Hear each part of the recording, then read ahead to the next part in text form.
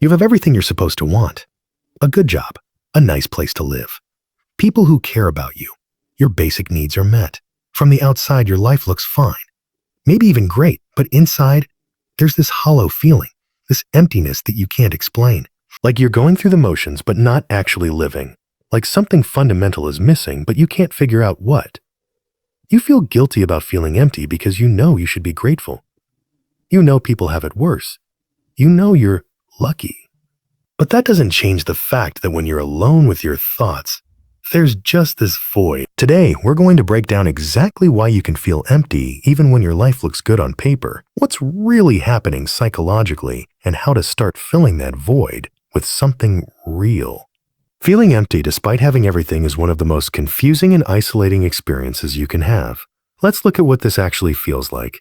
Maybe you wake up every day and go through your routine, work, social time, hobbies, responsibilities. You're functional, you're productive, but there's no spark. Nothing excites you. Nothing feels meaningful. You're just existing, not living, or maybe you're scrolling through your life like it's someone else's. You see yourself doing things, achieving things, but you don't feel connected to any of it. It's like watching your life happen from outside your body. Some people describe it as numbness, not sad, not happy, just flat. Emotions feel muted. Joy feels distant. Even when good things happen, you feel nothing. You smile because you're supposed to, but inside there's just emptiness. Then there's the guilt. You look at your life objectively and think, I have no right to feel this way. You have food, shelter, health, relationships. People would kill for what you have. So why do you feel so hollow? Why isn't it enough? And the scariest part, you can't pinpoint what's missing. If you were unhappy, you could at least identify a problem. But emptiness isn't about what's wrong.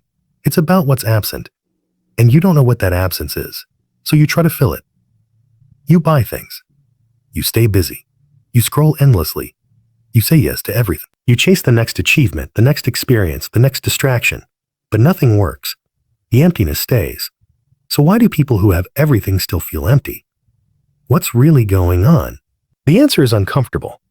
Having everything externally doesn't mean anything if you're disconnected from yourself internally. First, there's the lack of meaning and purpose. Humans aren't designed to just survive. We're designed to find meaning. We need to feel like our existence matters, that we're contributing to something bigger than ourselves. But modern life often doesn't provide that. You can have a stable job that pays well, but feels meaningless. You can have a full social calendar, but no deep connections. You can check all the boxes society tells you to check and still feel like your life has no purpose when you're disconnected from your values, when you're living someone else's definition of success instead of your own. Emptiness is inevitable. And so, because no amount of external achievement can fill the hole left by internal misalignment. Second, there's emotional avoidance and numbness. Sometimes emptiness isn't about missing something. It's about avoiding something.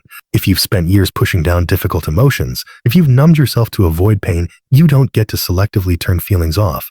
You numb everything, the bad and the good, so you protect yourself from feeling hurt, rejected, or disappointed. But in the process, you also cut yourself off from joy, connection, and meaning. And what's left is just emptiness, a safe, controlled, but completely hollow existence. Third, there's the identity built on achievement instead of being. Many people build their identity entirely around what they do and what they have. Their job title, their accomplishments, their possessions, their external validation. But that's an unstable foundation.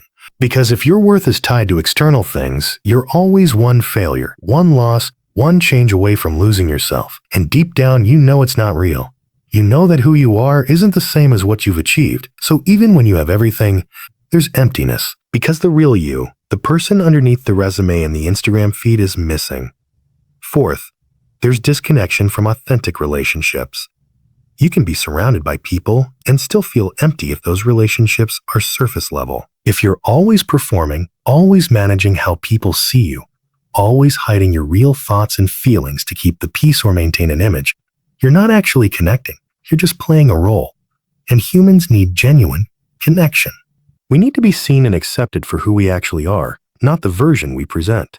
Without that, even a full social life feels hollow. And fifth, there's the lack of presence. You can't feel full if you're never actually present in your own life. If you're constantly in your head, Ruminating about the past or worrying about the future, you're missing the present moment is the only place where you can actually experience life. You can have a beautiful meal, but if you're scrolling your phone, you won't taste it. You can be with someone you love, but if you're thinking about work, you won't feel the connection. You can have everything, but if you're never present, you'll feel nothing. Here's the truth. You can't fix emptiness by adding more to your life. You have to fill it from the inside. Step 1.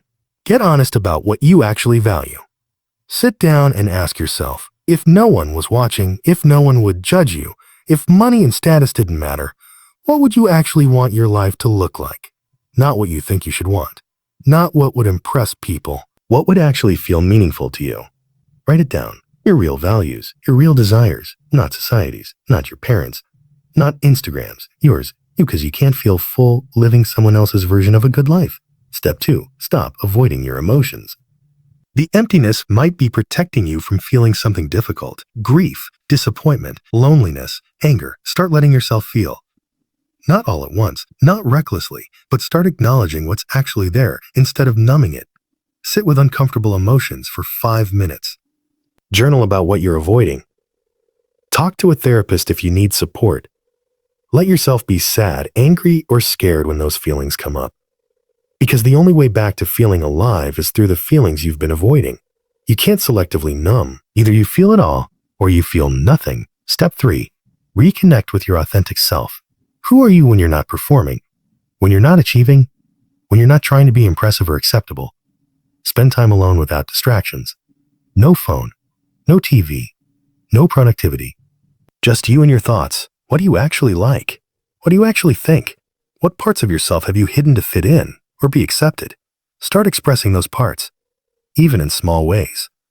Wear what you want. Say what you think. Do things that interest you even if they're not cool or profitable. Your real self is under all the performance. Find that person again. Step 4. Build real connections. Stop managing relationships. Start being honest in them. Tell someone how you really feel. Share something you're struggling with. Ask for help. Be vulnerable. Yes, it's scary. Yes, some people might not handle it well. But the ones who stay, the ones who meet you there, those are real connections. And real connection is the opposite of emptiness. You don't need more relationships. You need deeper ones. Step 5. Find something bigger than yourself. Meaning doesn't come from having things. It comes from contributing to something. Volunteer. Create something. Help someone. Teach what you know. Fight for a cause you believe in.